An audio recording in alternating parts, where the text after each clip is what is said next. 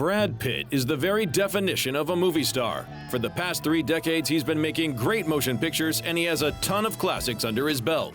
We don't feel like we have to introduce the guy any further. It's Brad Pitt, after all. So let's instead check out some of his very best films. We're going to start in the year 1995, when Seven was released. Still one of his best pictures to date. He and Morgan Freeman play 2 cops trying to solve a very gory murder mystery as they're chasing one of the most deranged serial killers in cinematic history. You know, a very smart concept to base these murders on the 7 sins, you know, especially at a time when ethics seem to be lacking, you know? Right. It's an interesting comment to me. But you know, I did the usual preparation, hung out with some detectives who, you know, gave me a crash course and gave me a little respect for the job, you know? 1995 was a good year for the actor, as he was also in 12 Monkeys. This time around, he played an institutionalized mental patient who meets Bruce Willis's character, a time traveler on a mission to stop a pandemic from taking place and save billions of lives. Around like this, and they need to know, something. You gotta tell them, you gotta wake them up. You gotta go 1, 2, 3, 4, 1, 2, 3, 4. And man doesn't like 2, does he? He doesn't like number 2. It makes him itch. Truth. It's not how you see it or how I see it or they see it or see it. There's just a truth. There's a truth. And you either see it or you don't. Brad clearly made for a remarkably good loony, as his performance in 12 Monkeys earned him his first ever Oscar nomination.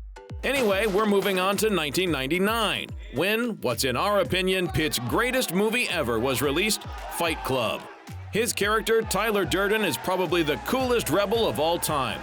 This anarchist simply refuses to live like society dictates, something the actor can relate to. You know, you're supposed to go through college, and you graduate college, you meet the girl, you're gonna get married, you're gonna have kids, and blah, blah, blah. And so many, certainly my friends where I came from, are in exactly that boat, with ever really thinking it through, only being sold the happily ever after.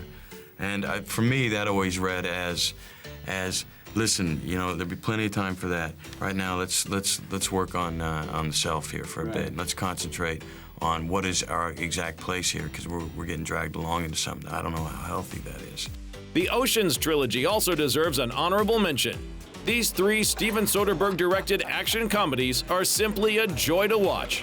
They're about a bunch of criminals pulling off seemingly impossible heists and having a blast while doing so. And the part where they're having fun? Well, that wasn't acted.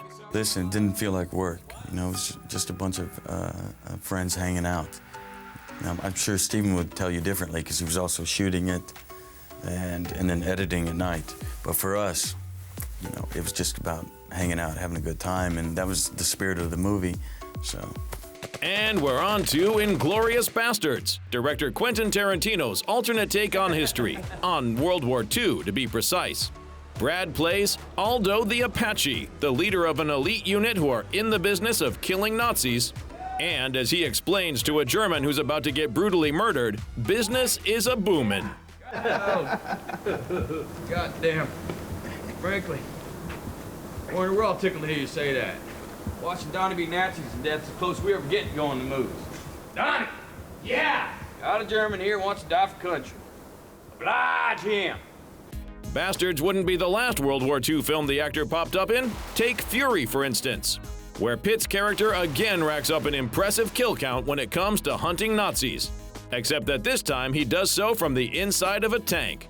He described the experience of shooting the film as muddy. No, it was so muddy. It was so muddy, like knee-deep muddy. Our first week, one, because my director demands authenticity, that a guy actually broke his leg. He sunk so deep. And do you remember this? I try not to remember the bad things. Yeah. After rolling through carnage in Bullet Train and rescuing Sandra Bullock in The Lost City, Brad reunited with his Ocean's partner in crime, George Clooney, for Wolves. The dynamic duo play 2 fixers hired for the same job. And though they hadn't shared the screen in 16 years, the chemistry was still undeniable.